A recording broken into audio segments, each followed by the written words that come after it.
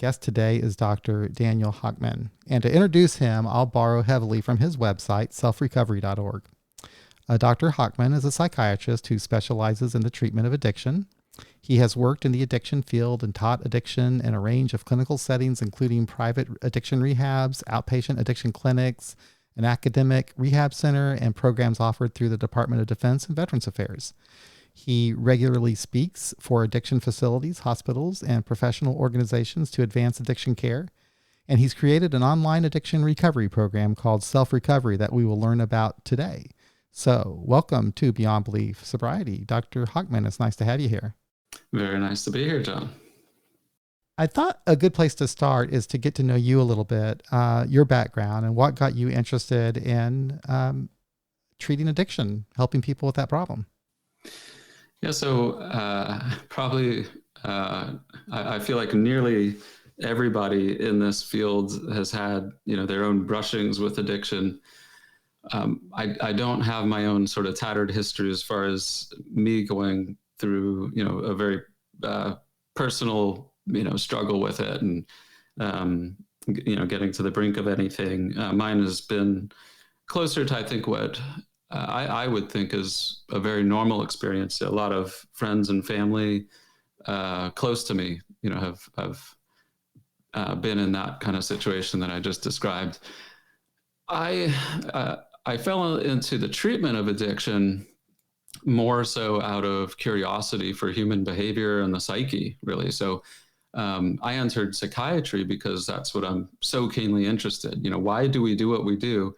But what really interests me is why do we do things that are bad for us? Because, entering into med school, thinking, well, okay, everybody coming through primary care clinics, they're all coming for conditions that are lifestyle related. It all has to do with, not exercising, not eating well, not complying with medications, not showing up for enough visits, not putting sunscreen on, all these behaviors that we do or don't do that wind us, up, needing surgeries or getting cancer and all sorts of things. So addiction for me kind of captures a lot of that in one spot. It's like, we're definitely doing something that's not good for us. And that absolutely intrigues me. So I do not view it as, well, that's just disgusting or despicable. It really intrigues me. And so I've been really drawn to the field because of the curiosity and the intrigue about it. And it's just so incredibly rewarding when you can help unlock things for people in that way. I've heard addiction described as, and maybe you have a better definition for it, but would it be a behavior, an unhealthy behavior that is repeated and despite having negative consequences on one's life, they continue that behavior? Yeah. Well, that's sort of, NIDA, the government organization's pretty formal definition. You pretty much got it there. And while that definition's okay enough, I actually don't feel that is very informative around how to think about it. To me, that's like a what description. So it describes what addiction might be, but it doesn't describe how or why. And that's what I'm really interested in. And so the way I think of it as far as a definition is that it's a learned behavior of escaping intolerable distress. So my definition is very intentionally psychologically based. And so saying that it's a learned pattern is very intentional to try and help people understand this is something that forms over time. And there's a lot of conditioning and associations that happen so many times over and over again that train someone that that's a way out. It's a way to regulate. And what's it regulating? The emotional distress. So there's always some driver that leads people to need that way of, dispelling, pausing, numbing, the feeling that comes up. Sometimes that's an acute feeling. Sometimes it's a very long-standing one. But the way I define it is to try and help people really think about all those things, because describing the what with the definition that exists To me, I've never really met anyone that hears that definition and then says, "Oh yeah, okay, Right. now I know what to do." They're like, Exactly. "Okay, well, yeah, No, that well, makes tell sense. me something new. Who came up with that? Like, duh." So yeah, I keep going back to this thing, but it's not very insightful. Yeah, I think that's helpful to think of it in that way. And that leads me to my next question, I guess, because I have become a little bit confused about the nature of addiction scientifically, about what it is. And I'll tell you why. So years ago, and I've been doing this podcast since 2015, I had some doctors on, and they were talking about addiction as a chemical reaction in the brain where you do a drug or engage in a behavior and you get these spikes of dopamine in your brain. And this one particular doctor would tell me that, we shouldn't really think about the substance we're addicted to. It's really dopamine that we're addicted to. It's this chemical in our brain. So I was thinking about addiction as being purely a physical problem in the brain that some people have and some people don't. But then it seems that over time, more people in the recovery community were becoming interested in trauma and talking about addiction being a response to trauma, a way of coping with trauma. And so I don't know, is it one or the other or both? Maybe you can fill me in on that. Yeah, all of these can be true at the same time. Okay. Let's maybe break a couple of those things down because you bring up, a couple of interesting questions and points. One is, well, let me back up and explain one way to think about science, because science can mean all sorts of things. I think of science as a process. It's a process of inquiry and having an actual method to it. So you have a hypothesis and you can test the hypothesis. It's repeatable and recorded and all these things. So science can really be anything and it can be applied to pretty much anything, even the arts. So how do I think of the interaction between, like you say, dopamine or our behaviors or psychology? So perhaps we can kind of lay a framework out for that so people listening can think of it in a really helpful way. So at the bottom, you have physics. So physics is like protons, electrons, gravity. So it's like, those fundamental equations and atoms that we have that make up the universe. Okay. As basic as like helium or, hydrogen or, like these basic elements. Okay. So you got physics. On top of physics rests chemistry. Okay. So all chemistry is physics, but it's in specific forms. So then you have organic chemistry, which is usually carbon, hydrogen, oxygen. So different varieties of carbon chains is what makes up pretty much human life or any life. So that's physics. On top of that, chemistry. Organic chemistry is a subset, right? Because you have chemistry all over the planet or the universe, but it's not all life form. Okay, so organic chemistry. And then within chemistry, then you start getting interesting things that rest on that. And that starts to become things that we can start to point our fingers at in like an anatomy book or things. So we're looking at nerves, right? So chemistry can make up cells and the nerves. It also makes up the compounds. So dopamine would be one of those, okay? So there are neurotransmitters that can either flow through the bloodstream. There are some that get sort of emitted off the end of a nerve. So there's like axons and dendrites. So this is still all the same, right? There's layers to peel back. And so on top of chemistry and those interactions, you have then psychology, okay? And that's why these things happen at the same time. Yeah. Psychological things happen. Sure. And those are it's different verbiage and it's a different framework to use, but it's the same thing as saying chemistry is happening too. And then on top of psychology, then we finally have behavior.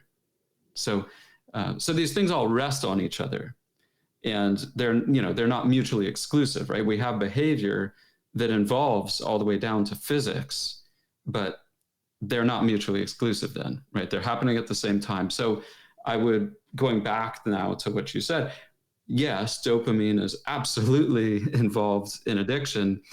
I just think it's foolish to describe it only as that because, not just anybody listening, but even researchers or anybody, you have to figure out, well, what the hell am I doing about the dopamine? Right. You know, we can't like turn up and down our dopamine with a switch. Now, Right.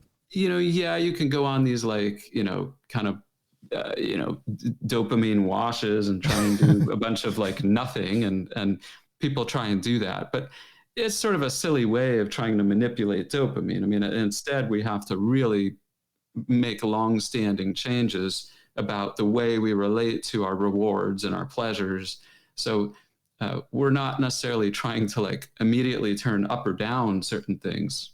Same thing with cholesterol. I mean, yeah, you want your cholesterol under control, Right. but you don't try and manipulate it, you know, day to day.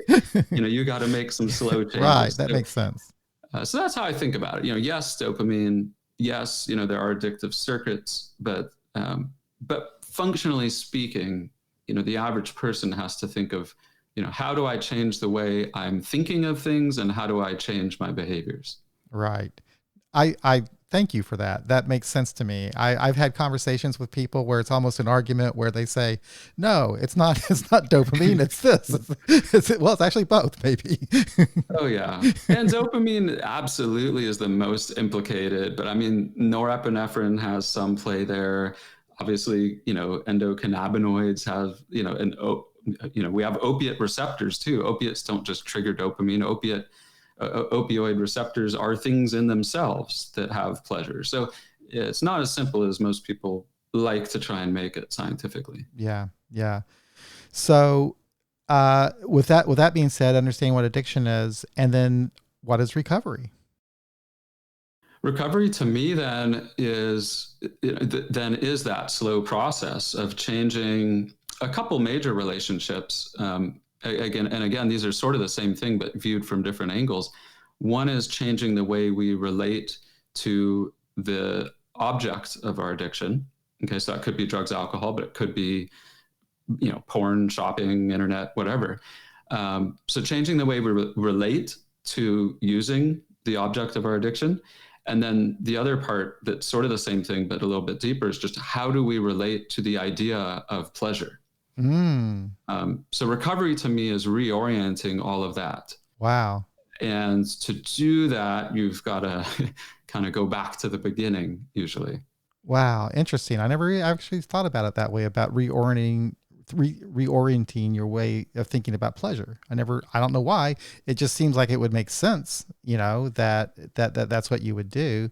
But I'd never thought of it in that way for whatever reason. That is very interesting. And I think it's very useful to think of it in that way. If you know, I think that for a lot of us that have become addicted to something, in my case, it was alcohol, that the addiction was a response to wanting to change a feeling, or, you know, or I think I was almost like using it as medicine in a way to medicate some feeling or some harm that was done, and or just shutting off the brain, just changing the brain, and I think it was pleasurable. Otherwise, I wouldn't have been doing it, would I? Would any of us have been doing it? You got it. Yeah. So I think everybody can understand pretty immediately that, you know, when we use something, that it's to help numb or escape. You know, that is something that people pretty immediately would agree to. Um, and much like your case, I really haven't met anyone that requires the level of like any kind of treatment where there isn't something that they're trying to get away from. And it could be as serious as, like you mentioned earlier, you know, some big, you know, trauma, or like a long series of trauma or neglect. It can also be as minor as boredom, or, you know, just not happy with your place in life, not happy with your career or marriage. Um, but whatever that is, right, however diagnosable or however serious, nevertheless, I think everybody that ever struggles with addiction has something that they're wrestling with. Okay, so fine, right? But yeah, that's why I like to draw attention to the pleasure part, because it's sort of inherent and implicit, but it does need to almost be stated so people can realize, okay, yeah, let's just pretend, you know, you're having a drink to try and escape your woes, but well, why do I drink though? Okay, we all don't want to be in the midst of our pain, but what does the addiction offer? It's not just escape, right? It is that there is also the idea that there's going to be pleasure at the end of it. And that's the whole reason that that's the object of choice. There is pleasure involved, or else we wouldn't be doing it. Kind of reminds me of something that Smart Recovery has, and I don't remember what they call it. They have acronyms for everything. All their tools, they have an acronym, and this acronym I cannot remember, but basically it is that to help you maintain motivation to stay in recovery, you should maybe have some sort of a creative outlet, some like a hobby or something that you enjoy doing to fill your time, that I guess uses your brain in a different way. I wish I could remember what they called it, but that kind of sounds to me like a way of learning a new way to experience pleasure, maybe. Yeah.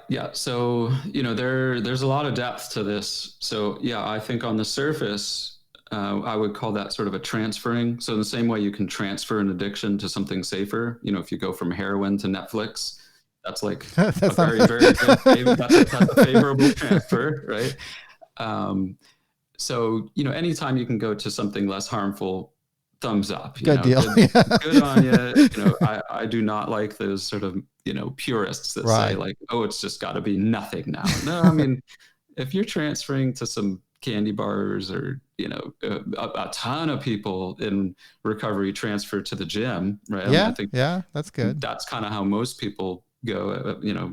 That's just one of the conventional transfers. But there is also then, like you bring up, this transfer of pleasure. So not just thinking of what I do to escape with a candy bar, but what am I transferring to for pleasure? And it may be the same thing. It's just a different way of thinking about it. So, it might be that it's exercise, but it could be all kinds of things, like you say, a hobby. And a hobby certainly is more in line with how I would try and guide somebody, because that's not looking for these sort of quick boosts of pleasure. Those are short-lived, they're shallow, they're often empty. There are long-standing forms of pleasure. So there are different types of pleasures. And the long-standing versions are always process-oriented, meaning, a candy bar doesn't quite have a process to it, but a hobby might have a lot of that process. It's a craft. It involves, the planning and working through and going through different iterations and getting better at it, and, really crafting a skill, making, something into a fun art. So that's a different kind of pleasure, and it literally does use different chemistry to it, just to bring back that framework. So there's different chemistry involved with that, and functionally we feel that in a different way. It feels like something more whole, and one of the barometers I use is it generally will score higher on how proud we are of ourselves. You're not going to be proud of yourself with some short-term pleasure, but you will be proud of yourself if you're becoming competitive in an area that you're proud you've, gotten better at. Kind of building self-esteem. That's a different pleasure. Yeah, exactly. It builds esteem, it builds self-efficacy and confidence, and out of that comes security and, a feeling of wholeness and, self-assuredness. So yeah, very different things happen when we think of what am I doing, and how does it make me feel pleasure? Is it the short-lived pleasure? Is it a long-lived pleasure? Am I proud of this, or is this just some temporary kind of patch? Those are all very, very different things. Okay. So tell me this, you work with treatment centers and you speak at treatment centers and so forth. Where are we right now? Has there been much evolution or change? Are we improving with how we deal with treating people who are needing to recover from addiction? How's that coming along? I would say yes, and I'd love to hear your thoughts. I think the fact that you're even doing this is reflective of something larger happening. It's cool to see you doing this, and I wish there was more of it, but I think there is, more and more by the month. So I think, to be specific, I think more and more places are becoming very trauma oriented. So that's a good evolution, where it's not just kind of a characterologic flaw that, you're this, I mean, I'm heavily paraphrasing here, but, you're just this dumb idiot who keeps repeating a bunch of mistakes. Yeah. You've got to just be, your soul needs to be saved, and you need to pray, and, you'll eventually be redeemed. We've come a long way, and now people understand more psychologically minded ways of thinking about it. So trauma has been a more recent sort of version of that. To me, that's still just like a baby step towards that, because there are tons of people who don't have what they would consider a trauma, even by any definition. I mean, of course, we can get loose about the definition of a trauma, but even with a liberal, loose definition of trauma, there are many people that go to rehab and would not identify with that. So it clearly is missing the mark for quite a few people. And it also doesn't quite capture how addiction even works. So you can have all the trauma you want, and that is not necessarily a pathway to addiction. So having adversity, having major depression, panic disorder, whatever kind of badness you want to stack, that doesn't then lead in some direct way to addiction. I would call it a clear setup. It clearly predisposes the person. But the treatment centers, to me, are still missing, the rest of that pathway. It doesn't help people necessarily come away understanding, okay, well, just because I've been through some tough stuff, why am I addicted though? Because there's plenty of people who've been through some bad shit and they somehow are fine. So it doesn't provide full answers to me yet, but good on everybody for finally kind of opening up, at least to the most severe of trauma, and understanding that, early life adversity especially will linger and predispose people. Specifically too, I think there's been a lot of progress as far as like what you address, that there are a lot of secular people out there. Times are changing. And so a lot of people are not looking, to use God per se, maybe spirituality. Maybe they do want to reflect deeply about what life means, but they're not necessarily religious in the conventional sense. And so I think there's been a lot of softening up there. I certainly see, almost every center softening up what they're considering, a higher power to be. But yeah, and then treatment centers are using more medications, like with detox especially. But they still are falling short, often not discharging people on medications geared for addiction. Instead, they might discharge you with like an antidepressant, but not necessarily, Antabuse or, naltrexone or something. Okay. So, how interesting. So yeah, a lot of progress, but there's a ways to go, and there's a ways to go for everybody, of course. But there's a ways to go. The shame is there's a ways to go for most treatment centers, with areas that already exist and are proven to be very effective. That's on the table, that's not being used. Okay. I think I agree with you. I think that there has been progress when I think about it. So I've been involved in the recovery community since 1988. So, for a long, and I tell you, the game changers, there's been a couple of them, but for one thing, the access to information that we have now, has changed everything, so that we can connect with people that are outside of our own geographic areas, and we can get information that we wouldn't have had before. So when I got sober in 1988, there was AA. That's all I knew, and you had to pick up the phone and go get to the meeting and so forth. So that has been a game changer, just the access to information. Yeah. And as far as you knew in 88, then, what was there any other reference you feel like you could have accessed? I mean, would it have been normal to look in the library, or? Actually, I did go to the library. Okay. I did go to the library. What did you find? Well, I was when I was at that point in my life, I was like, I couldn't believe that I was only 25 years old, but I could not believe that I didn't realize I had a problem. Mm-hmm. And it just threw me. So I went to the library and I read everything I could get my hands on about alcoholism. And one person that stood out at that time was Marty Mann. She came out in a lot of different books that and reading about alcoholism. One thing I remember looking at was a graph where it showed, it was kind of like a graph like this, where you're down here in bottom land, and then you start getting better. So I can't remember exactly how it went. I guess it went like that or that. And I just anyway, yeah. So I did get a library, and I checked stuff out. But as far as accessing help at that time, it was the only thing I knew was AA.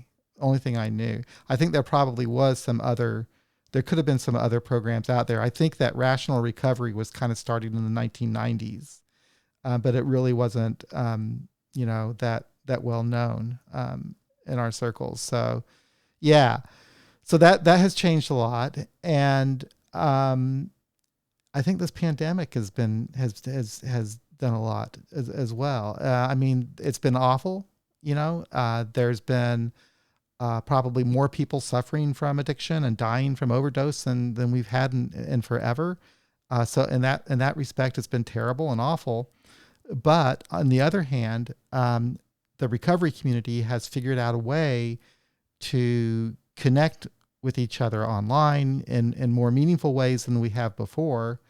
And we're connecting with people outside of our own communities that are talking about recovery differently than what we might be hearing in our own local areas. So it's opening us up to new ideas, different ways of thinking about recovery. That and this movement that I actually got involved in of peer support, of actually learning about, taking an exam and getting certified through my state as a peer support specialist. And that movement has taken off, so that people in my state here in Missouri who have gone through that program, we have meetings and we talk about, helping people in their recovery by meeting them where they are and understanding that there isn't just one way.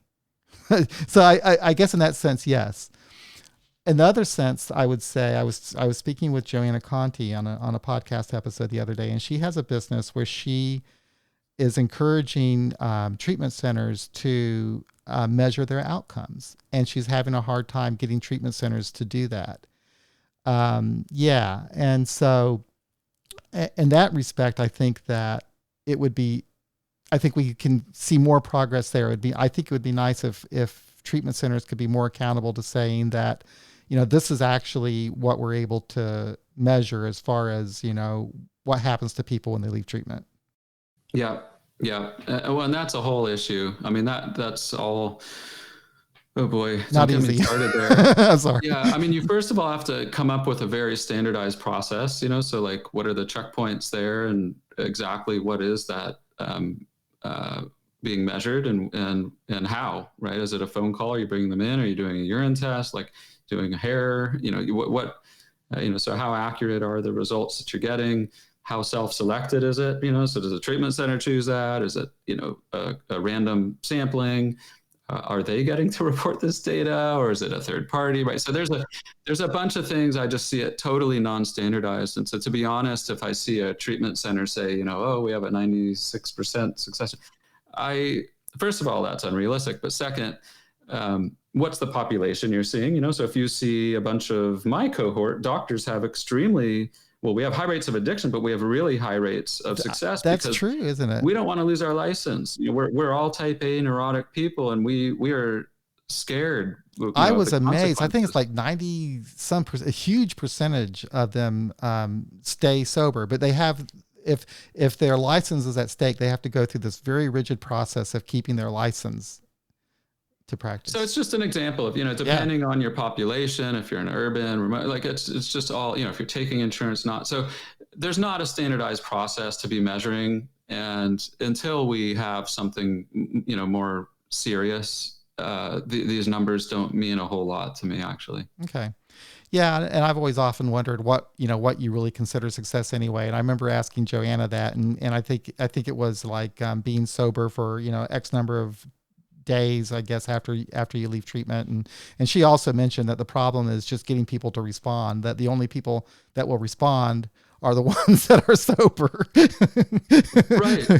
Right. So Well, so yeah, you get that. Even the people who respond, are they telling the truth, right? right. Addicts are often, people pleasers, and so, oh, I got a call. You think you have to please. You also think, oh, if I don't answer this correctly, somehow my work will find out, or you'll let my probation officer know, or something. So there's fear and reasons to distort, and then and then outright just wanting to answer yes enough times or no, whatever the question is, just to get off the phone because you don't want them to try and convince you to come back to treatment. You didn't have a good experience. So there's all kinds of reasons that these are very invalid unless they're being, truly gathered in objective manners.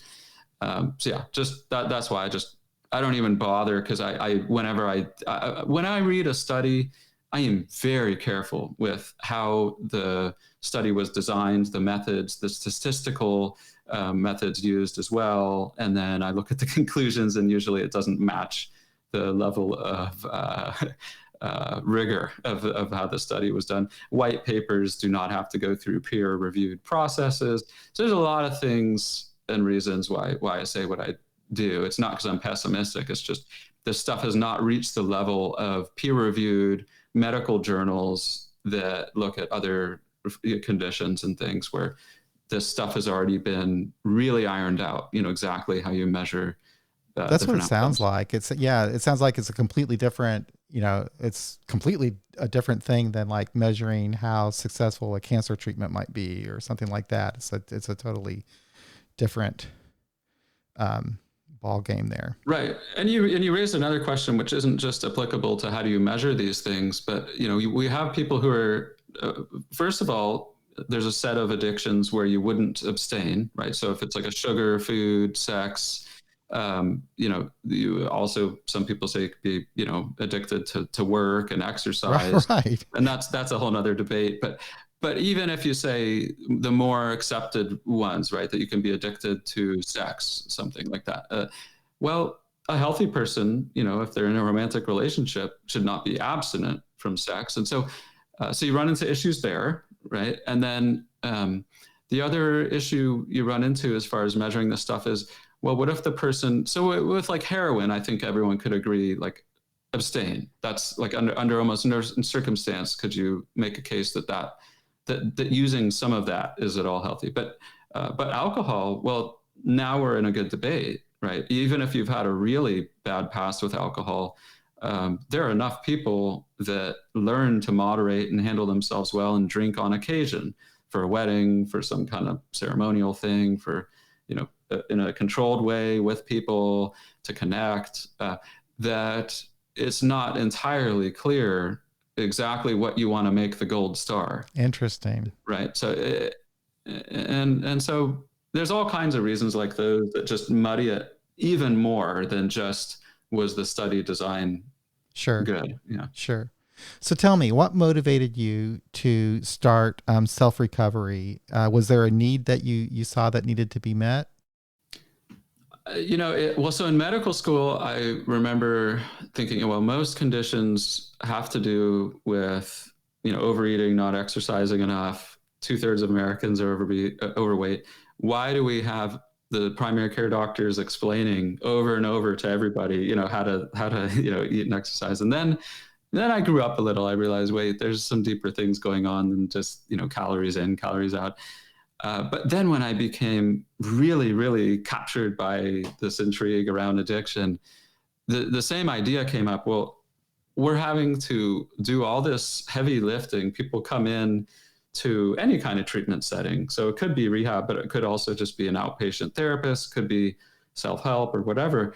But people are accessing information often that's flat out wrong, or that really has a lot of gaps in it. There should be some way that someone can reach a very easy to access sort of process that helps them understand everything from the beginning. And you don't have to wait and keep going to, a therapy visit once a week, or you don't have to spend a fortune or go away to rehab, or, like there's so much that people can do to work on themselves and understand what the hell is addiction? Why am I doing something that's so bad for me? Okay, even if I do understand it's from some kind of pain underlying this, well, what do I do about that? Things like we talked about, the pleasure.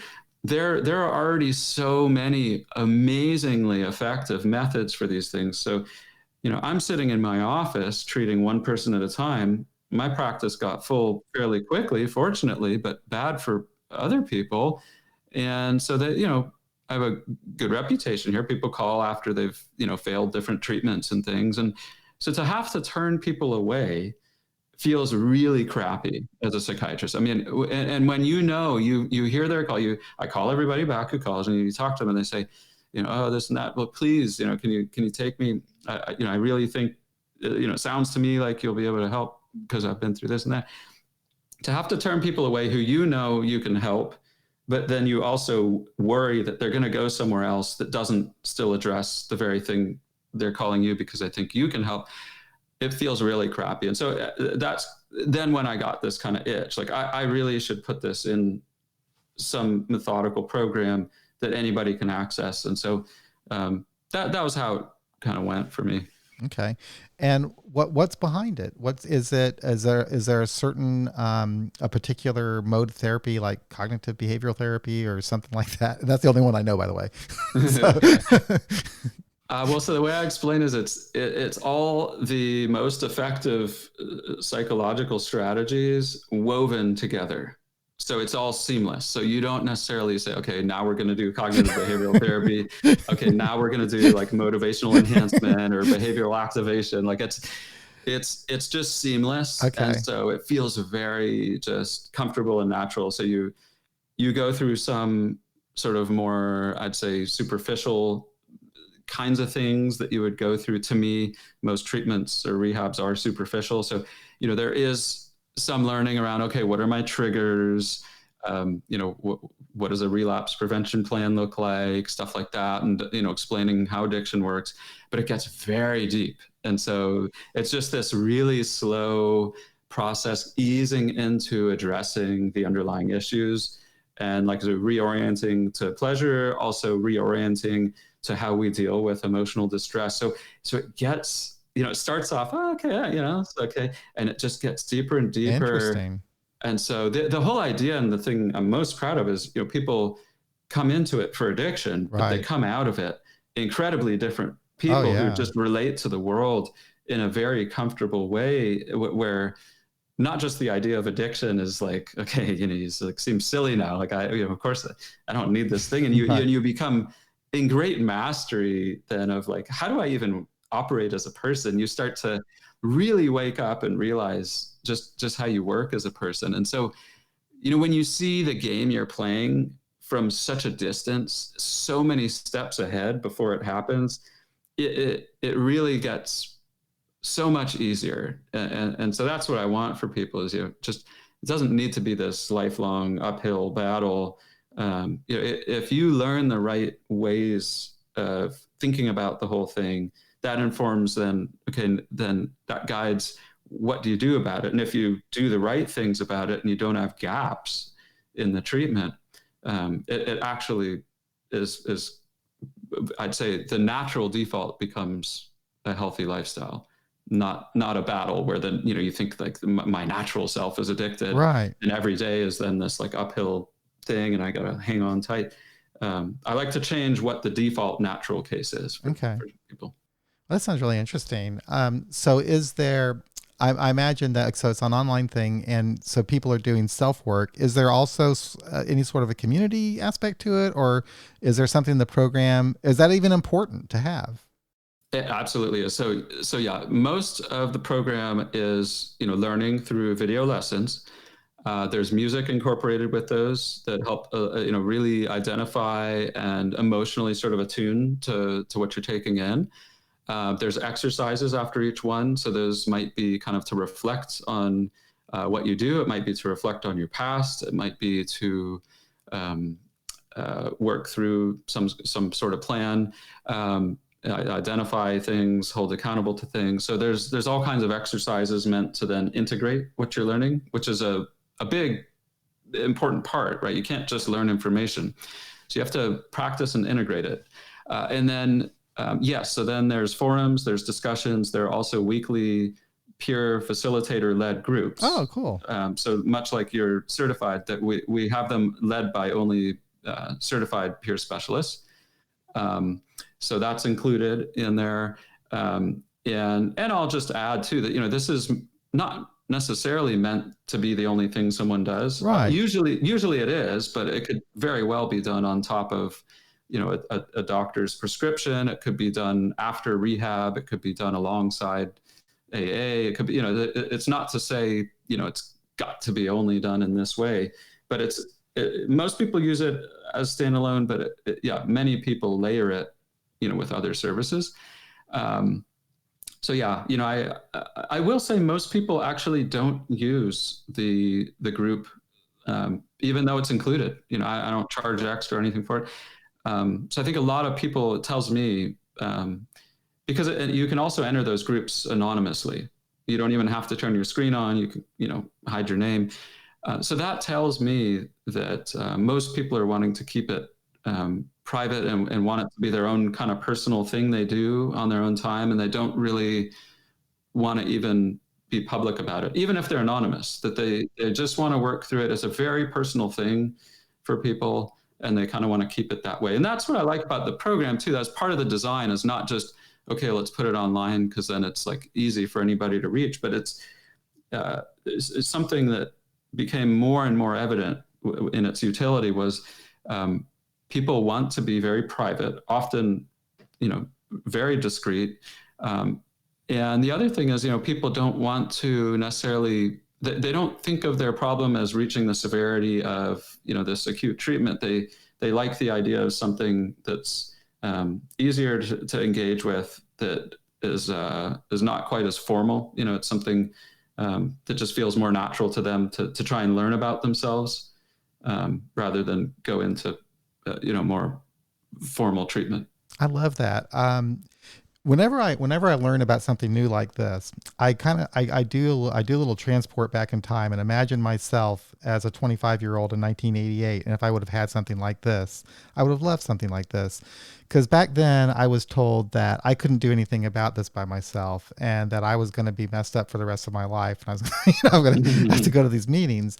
But yes, I am the personality type that would have preferred having just being on my own. If I had some questions I can ask, but to learn about myself and read. I was the guy that was going to the library trying to figure things out. So I can understand why that would be popular, and why people would like that. Also, for me, I have learned over time that I don't necessarily have to be in recovery for the rest of my life. And that's one thing I like about Smart Recovery, for example, is there's an exit plan. Mm-hmm. Yeah. It's like you can move on with your life now. Yeah.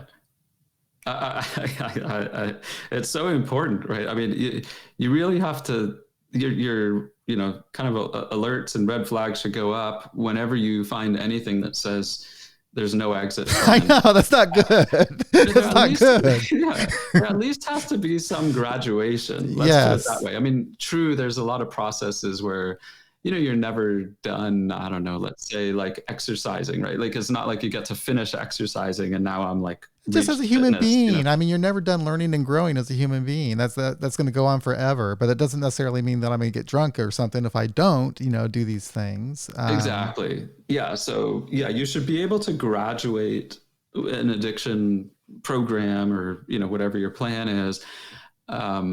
And yeah, it doesn't mean you stop working on yourself emotionally, psychologically, behaviorally, but it means you graduate beyond just, hanging on for dear life with addiction, and that you graduate so that, I don't know, say you become more spiritual. Maybe the next phase is you're more spiritual, or you're trying to engage more with your community, or you're trying to grow deeper relationships with people, or more intimate with your partner. Or, there's a bunch of things to graduate into that are still going to help your sobriety, right? But they're not calling it out day after day after day after day that, okay, I'm still this addict, I am an alcoholic still, and I still am in this battle and I could slip at any moment. That's, to me, a sort of fear-based reactionary model versus proactive, like, hey, and I'm coming for you. I'm going to get spiritual. I'm going to get there. I can't today yet, but I got to clean up my act. But to have this grander vision of who you can become and be proactive and even aggressive towards that. It should graduate. Wow. I really think that what you're doing is the future of addiction treatment. I honestly do. That approach, it just seems that it gives more respect, I guess, to the individual, and it's yeah. I like it. I like what you're doing. That I see other things going on too that what you're doing, I can relate to so much better. It's not as technical as some other things. What I'm thinking about is someone has an app out there. It's like a social media app for people that are in recovery, and they're designing an artificial intelligence component to this app so that when people are communicating on it, the artificial intelligence is going to detect whether or not that person is close to a relapse. And then there's going to be like an intervention on that person. And I'm thinking, wow, that's the future. But it's hard for me to feel comfortable with that. Although I can feel comfortable with what you're doing. Well, yeah, I mean, I think the reason is what you're talking about there maybe is helpful, and I'd have to see, which one that is. I've seen different, but just from the sounds of it, I think the alert going off to you is this is but a sliver of what can be helpful, right? To have a slap on the wrist, when you don't use the right words, or there's all kinds of things. If you're not social enough, if you're not moving around, or if you're not waking up at regular times, like there's a million things we can hook ourselves up to and get all these feedbacks from. But yeah, those are just slivers, right? That's why I also even mock my own program, right? It includes some just common sense superficial things, but because yes, you have to cover the basics. Not everyone is caught up to speed with that, but you got to take people the distance. If it's just alerting you, all that is to me is just electronic accountability. Okay, well, accountability is important, but as you're starting to sense too with self-recovery, ultimately you have to be accountable to yourself, not your wife, not your friend, not some codependent partner. You don't even want to be accountable to your recovery coach or your sponsor. You don't want to be accountable even to just your watch or whatever. You ultimately want to be accountable to the you. That you're accountable to who you would like to become for you, and that's just a different level. But people have to be interested enough to get there. Yeah. Well, thank you so much again. Is there anything that you would like to talk about before we sign off that maybe I didn't bring up about what you're doing with the program? Oh no, I think just to say I like what you're doing here, and I think it's just cool to reflect on that our minds and our work is meeting in this way, and it kind of goes back to your question, what's changing, or is there improvement in the field? And here's living proof. I think something I want listeners to know is that whether you're listening to just this single podcast or whether you're doing something else, sample what's out there. There's no one right way. There's no one path. Everybody feels like there is because you meet someone that says, "Oh, here's how you get better. You got to take this medication, or you got to do this form of therapy, or you got to go to this rehab," or no, there's not one way. Everybody is different. We all need different things addressed, and I try my best with the program, but it's not for everybody. If you need someone to grab you by the hand and take you somewhere, my program's not going to do that, right? So it's it's for a lot of people, but it's not for everybody. Your podcast, for a lot of people, but not for everybody. And so whatever you're finding and listening to and drawn to, whatever you're reading, just consider it, as part of this sampling. And when you see something that resonates, we'll get more of it then, pursue that. And there's probably a lot more to explore around whatever's grabbing your attention. And if other things feel like it's forced and it doesn't resonate, there's other stuff out there. So that's what I hope, just, to encourage people to follow what is resonating to them. Well, thank you for that. So I will post links to your website, selfrecovery.org, and also some of the, you're all over the internet. I'm going to post some links to some of the other interviews that you've done as well, because you've got a lot of great information out there. And one thing I would point out too is the blog is actually really, really good on your site too. There's some good articles on that blog. So I don't know if you've written those or other people writing them, but you should write some more. I don't let anybody else write them. I get emails all the time. You probably got stuff too. People want to put ads on your site. They want to write a blog article for you because, then it's going to have all the links back to their, rehabs. Nope, none of that on my program. Well, it's good stuff. Yep. It's only my writing. All right. Well, thank you. Thanks again. I really appreciate it. Well, thanks a lot for having me.